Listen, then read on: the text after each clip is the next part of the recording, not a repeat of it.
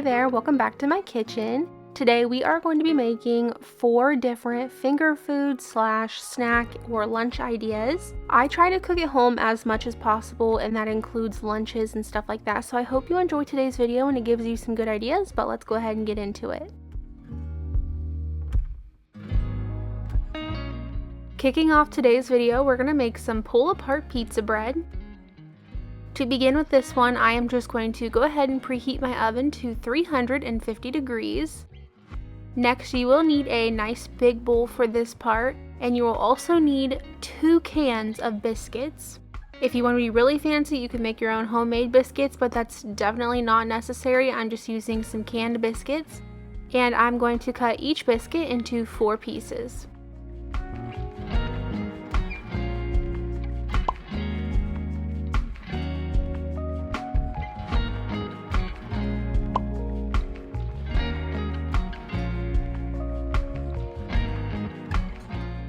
Next, you will need to take 1 whole package of pepperonis. Your package should be between 5 and 6 ounces.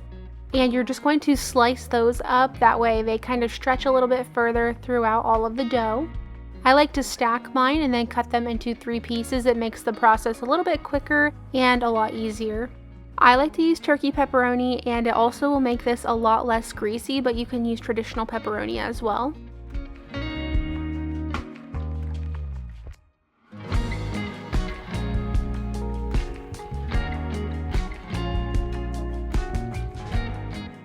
Then you'll need to add in some shredded mozzarella cheese. I added about 2 cups, but I honestly think you could go with a 2.5 to 3 cups, and I think that would make it even better. Now for the seasonings, I'm adding 1 tablespoon of oregano, half a teaspoon to 3/4 of a teaspoon of garlic powder, half a teaspoon of basil. And this one's optional. You can add in some red pepper flakes if you want to. I personally love them, so I just added a sprinkle in there, but you don't have to do that if you don't want to. Then you'll want to add in about 2 tablespoons of oil. I'm using avocado oil, and this is just going to help get the cheese and the seasoning to stick to the dough. If you're still having trouble getting it all to stick together, then just add in a little bit more oil and that should help do the trick.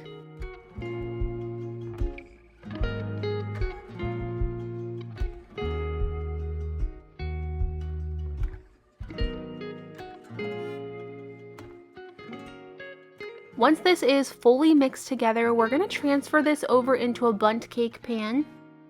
This next part is crucial. You want to make sure to spray down your pan really well. If not, this is going to be an absolute disaster to get out of the pan. So just be sure to spray that down with some nonstick spray all around the edges. And just because it made it a lot easier on myself, I just used my hand to go ahead and add that into the pan just to make sure everything is even throughout.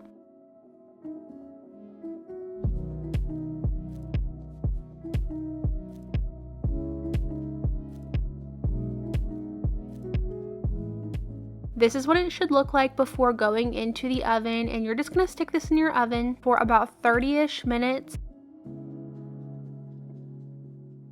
Mine was perfect at 30 minutes, and then here is what it looks like once you take it out of the pan. Like I said, as long as you spray that pan down with some nonstick spray really well, it should come out nice and clean like this. The outside should be a little bit crisp. That is just from the cheese cooking there, but that's how we like it. And then you should be able to just pull it apart nice and easy, just like this with your hands. If you do break into yours and you notice that the dough is not all the way cooked, don't panic. You can just put it on a baking sheet and put it back in the oven for a few minutes, and it should be just fine. To serve this, we actually had this for a dinner one night. I was planning on making it for lunch, but we ended up eating it for dinner, and I just served it with a little side salad there and some marinara to dip in.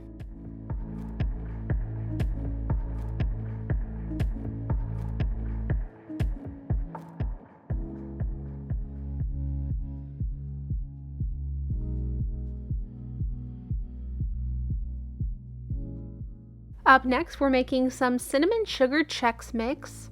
To begin, you will want to preheat your oven to 270 degrees, and then into this little bowl you will add in about 1/8 of a cup of white sugar along with 1 teaspoon of cinnamon.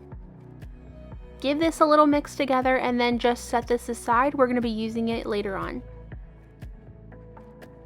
Now into a measuring cup, you want to make sure you use something that you are able to use to pour this out. You're going to add in half a stick of butter, which is 1/4 of a cup. Let that go in the microwave for about 20 to 30 seconds to melt that down. And then into that melted butter, you are also going to add in 1/4 a cup of brown sugar. Give that a good mix together and then put it back in the microwave for about 20 to 30 seconds until the brown sugar starts to bubble a little bit and you can mix it together a little bit more thoroughly. Into this next bowl, I have 4 cups of some rice Chex cereal. This is plain. You want to make sure you get the plain one. And then you will take that brown sugar butter mixture and pour it over top of that Chex cereal.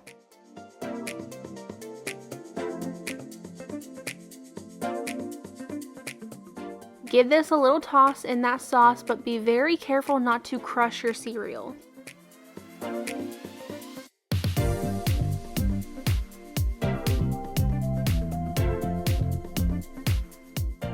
Once it's looking like everything is pretty well covered, we're going to start adding in that cinnamon sugar.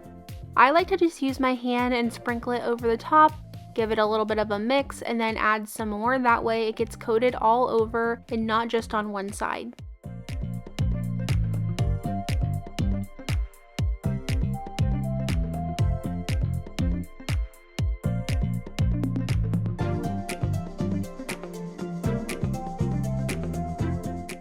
Now we're going to transfer this Chex over onto a baking sheet with some parchment paper. Be sure to use some parchment paper, or you can also use aluminum foil. You just want to make sure this is not going to burn to your pan.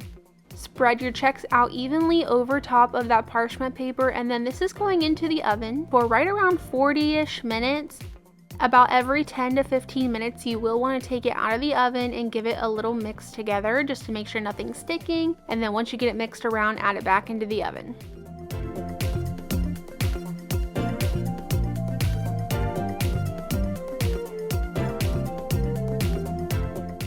Here's what they look like fresh out of the oven. They're just a little bit toasty now.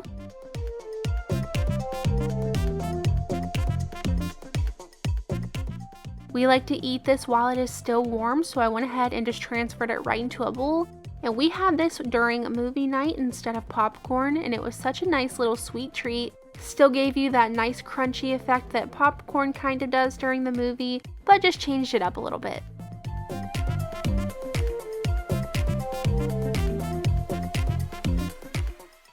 If you've been around here for a little while, you may have seen this avocado tuna salad before, but it is definitely one of my favorite lunches to make because it's very quick and easy and also relatively healthy. I like to use a container with a lid, that way when I'm done I can just put it into the refrigerator with the lid on. You'll need to add in 2 cans of drained tuna. I like to use the tuna in water. Next, you will take 1 avocado, and I like to just kind of cube it up inside of the avocado shell and then squeeze it right in there. It makes it really easy. About 1/8 of a cup of red onion, or more if you like. Between 1/8 of a cup and 1/4 of a cup of mayonnaise. 1 teaspoon of Dijon mustard. 2 teaspoons of dill. And then a big pinch of this chopped parsley. Give this a mix together, and then you will just want to add in a little bit of salt and pepper to taste. You may not even want to add it. Sometimes I do, sometimes I don't. And then this is ready to go. I like to let mine chill in the fridge for at least a half an hour before eating it. That way it gets nice and cold and the flavors can kind of come together a little bit more. Usually when I eat this, I will put it on a tortilla or a lettuce wrap, or sometimes I'll just eat it with crackers, but on this specific day, I actually had some rolls left over from Easter.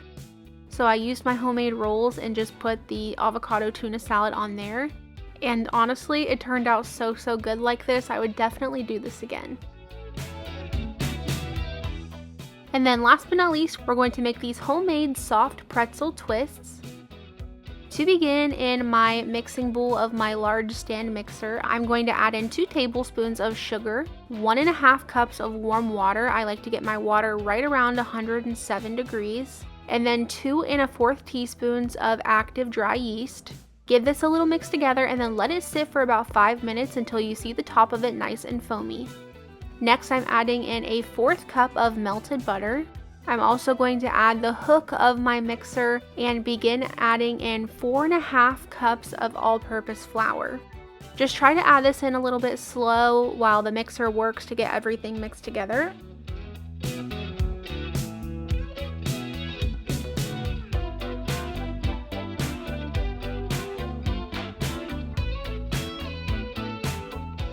And then once all the flour is in there, you'll just go ahead and add in about 2 teaspoons of salt.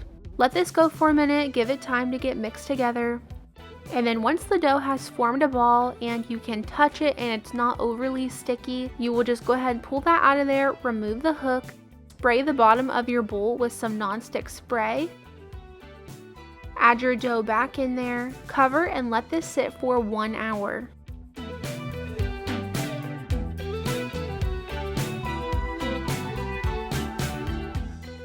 After an hour, your dough should have doubled in size at this point.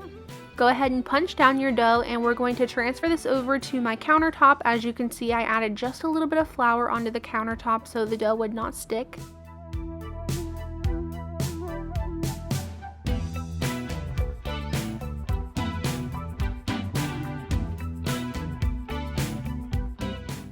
I'm going to cut this dough in half and then cut each of these halves into 6 equal size pieces.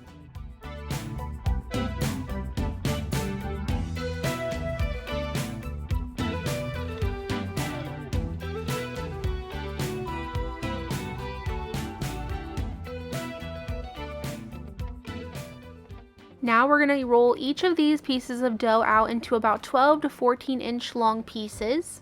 Once that is all rolled out, you will just find the center of that and then start rolling each of those sides at the same time to the left. It should roll itself into what looks like a braid all on its own, and then you'll just want to pinch together those ends really tight so that when it is in the water, it doesn't come apart.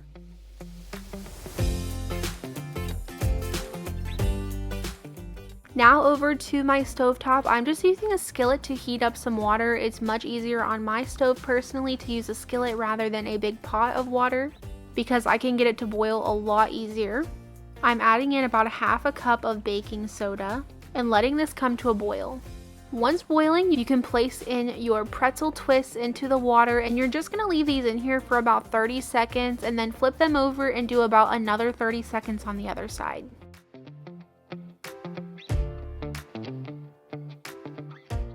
Use some type of kitchen utensil where it has some holes in it, that way the water can drip out as you grab them. And I'm just going to add these over onto my baking sheet with some parchment paper. Continue doing that with all of your pretzels until you have boiled all of them.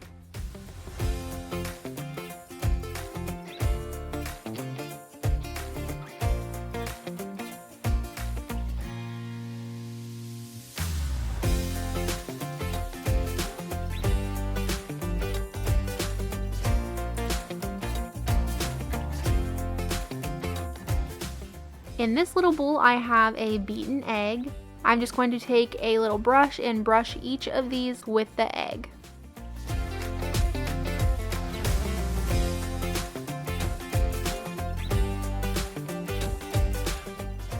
Last but not least, before going into the oven, I'm just going to sprinkle on a little tiny bit of salt onto each one. And then these are going into the oven to bake for right around 12 to 15 minutes until they are nice and golden brown. Here's what they look like when they are all done. We just like to have ours with some Rico's nacho cheese. Or if you want these to be more of a sweet treat, you can coat these in some cinnamon sugar before putting them in the oven and then make like a powdered sugar cream cheese sauce to go with it at the end. That's also a really good and fun option as well. But overall, this is a really filling snack. We have this to go along with our Chex Mix on movie night and it was perfect.